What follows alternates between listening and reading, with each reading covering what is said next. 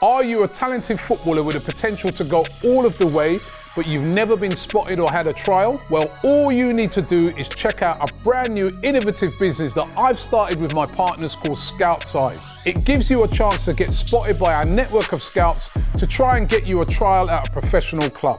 Scout Size places you in front of a professional scout who will assess your talent.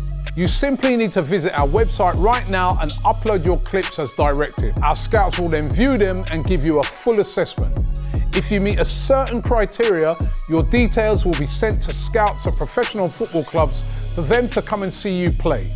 It's as simple as that. So visit scoutsize.com right now and send in your clips, and a scout could be coming to watch you play at your next game. Transfer Daily, the show that keeps you up to date with players that may link with a summer transfer move to Arsenal. Hi and welcome along to AFTV Transfer Daily, the show that keeps you up to date with players that may link with a summer transfer move to Arsenal.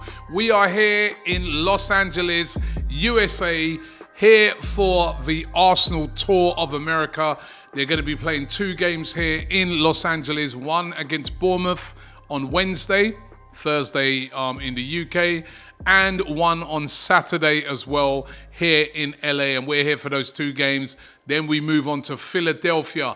I'll tell you what, the respect levels that I have for these fans over here has just gone up a notch again, right? Because at the time of me recording this show, I'm just looking at my watch right now, right? And I'm looking at my phone actually. It's 5-11 here in LA right now. And in the UK, it's 5-7. So that just explains to you some of the crazy time differences and the times that some of the fans over here have to wake up to watch games or watch games really, really early. It's, loads of respect for them. But here in LA, really looking forward to Arsenal being here on tour. And Mikel Arteta, he gave a press conference here yesterday ahead of the Bournemouth game.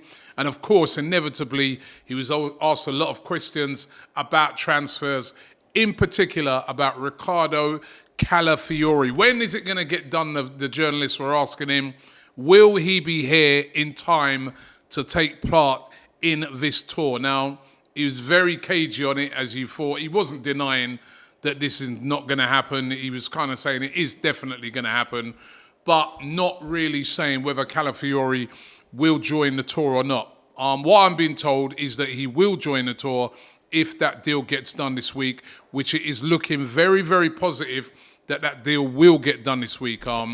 Medicals have been put in place for him to get that done, and Ricardo Calafiori will become an Arsenal player. And hopefully, me and all of the Arsenal fans here in the USA will get to see him in action in an Arsenal shirt over the next few games. But Calafiori coming in. It was also really interesting that Mikel Arteta, when asked about transfers, he said that, and these are his quotes, "We need to upgrade in everything that we are doing." A real strong indication, I feel, that he's looking to make more signings this transfer window. As I've been saying all along, it's a bit of a weird one, this transfer window. We all know about the Copa America, UEFA Euros taking place right now, but Arsenal looking to make more signings. Now, as I say, on many days, Mikel Merino is one of those top targets that Arsenal are looking at. And the journalist, respected journalist, Kiko Marin, he claims that Arsenal are getting very, very close to signing Mikel Merino. Of course, Merino, one of the standout players for Spain at the Euros. He scored that outstanding header in the quarterfinals, last gasp against France, and a lot of teams interested in him. But Barcelona, who is said to be one of the favourites to sign him, at the moment, they simply cannot afford to buy him. They just don't have the money. They're throwing everything right now at trying to sign Nico Williams. That is their key target. That is a player they want, also wanted by Arsenal as well. But they simply are not going to have the money to sign Mikel Merino. And then, just as I said yesterday on the show, the other team that's really interested in him is Atletico Madrid, but Arsenal are ahead of them. Merino has already spoken to Arteta. He's keen on a move back to the Premier League. You remember he previously played here under Newcastle, and Arsenal are looking to offer him a really long contract and really time down. So personally, I do feel that this could be the next signing for Arsenal, or will be one of the signings for Arsenal. I'd be quite surprised, and listen, it's not beyond the realms that it won't get done, but I could be quite surprised if Arsenal don't get this one done. He's also spoken to Real Sociedad and said to Sociedad that he's not looking to renew his contract. And Merino will be a very, very good signing. But let's keep watching this space. There's big clubs after him. But as it stands, Barcelona not looking like they're going to be able to afford to sign him. And Atletico Madrid behind Arsenal right now in the signature for Mikel Merino. What about Eberechi Eze? Linked heavily with a move to Arsenal. Nothing's really been concrete. We've not really heard any, talks of deals being put down or Arsenal making a move. But should they make a move for him? There's this rumour going around today that Manchester City are eyeing a move for Eberechi Eze, a player that I really, really love. I think he'd be brilliant. Now, according to this rumour,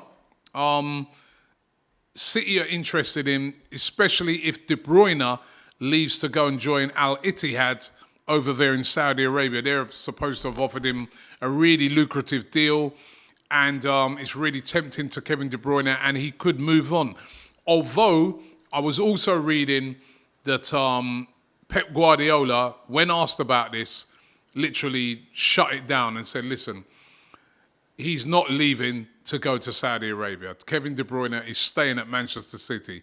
But these rumours still persist of Manchester City being interested in Eberechi Eze. Now, if they are, and Arsenal are interested in Eze, and remember, Tottenham also hold a big interest in him as well, they need to move fast. And also, again, I'm putting this one out there to you guys. Would Eze be a good signing for Arsenal? Do we need Eze? That is the question. Because you'd have to look on it and say, whereabouts would he play? Would he be playing on that left-hand side? But then does he have the pace, what Mikel Arteta's looking on that side? Or does he sort of play more sort of in that same role like what Martin Odegaard's doing right now, that sort of number 10 role? It's an interesting one. But will Arsenal make a move for Eze? A £60 million release clause apparently is in place by Crystal Palace to get the signature. We'll have to wait and see where Eze ends up. Remember Arsenal, I spoke about this yesterday, interested in signing Dan Bentley from Wolverhampton Wanderers as a sort of backup keeper to David Raya. Now, we know that initially Arsenal put in a bid of £50,000, which was turned down by Wolves. I spoke about on yesterday's show how Arsenal are looking to go back in with an offer of around about £300,000. But lots of rumours today saying that Wolves are set to offer him a new deal. Remember, Bentley's contract is got 1 year left. Wolves set to offer him a new deal to try and keep him at the club. They're not looking to try and sell him. Bentley, from all reports, is interested in the Arsenal move. Remember, he started his career at Arsenal as a youth team player. Where is he going to end up? Is he going to come back to Arsenal, or is he going to stay at Wolves? Will he sign a new deal? Another interesting one to keep an eye out on. And then there's Eddie Nketiah, linked since the start of the transfer window with a move away. He's been linked with Crystal Palace, Wolves, Fulham, a whole host of clubs in the Premier League, West Ham. However, it looks like Marseille are the team that are getting close to signing Eddie Nketiah. Very close, according to multiple sources coming out today. They're saying that Marseille are trying to put in place a deal which will be an initial loan, which this is kind of looking like a quite common deal this summer. An initial loan followed by an obligation to buy Eddie Nketiah. There's also lots of reports coming out of France that personal terms have already been agreed with Eddie Nketiah. I'm not quite sure of what the fee is, but remember, Marseille put in an initial bid of around about £25 million, which was turned down. What will be the end fee of this will be very interesting to see. I seem to feel that that's going to be around about the £30 million mark. But as I said, a loan with an obligation to buy, and then, Arsenal get their money for Eddie Nketiah. Surprising to me. I thought Eddie Nketiah might have tried to move to another Premier League club, but it does look like he's getting close to a move to Marseille. And Emile Smith-Rowe, another player who, by the way, like Eddie Nketiah, is over here right now in LA. Can they keep their mind on the football with all of this transfer business going on around them? Smith-Rowe, again being linked with a move away. Fulham said to be coming back in now with a new offer. Remember, they had a bid of £30 million turned down. They're said to be coming in with a new offer. They really want to sign Emile Smith-Rowe. There's also competition from Crystal Palace for his signature.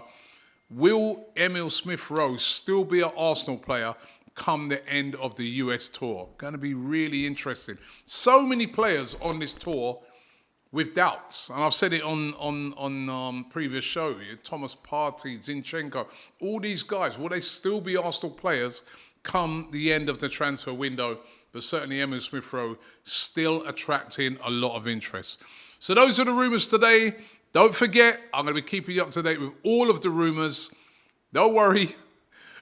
The show may be a little bit late sometimes, right? Because I'm not too sure if I'm going to be able to do it like 11 or 12 o'clock each night. You might get it a little bit later in the afternoon, but you will be getting the show. It's the time difference. I'm like those fans over here now. You've got to excuse me for that, right? And also, don't forget to check out AFTV. We are going to be keeping you up to date with everything on this tour. We're going to have regular podcasts. We're going to be doing all of our normal shows as well. We're going to be doing a preview, which will be coming out tomorrow, of the Bournemouth game. We should be outside the LA Galaxy Stadium, so look out for that. And we've got everything covered. Everything on this tour covered here on AFTV. So make sure you subscribe. You do not want to miss a thing and get all your notifications. Thanks for watching the show, and I'll see you tomorrow.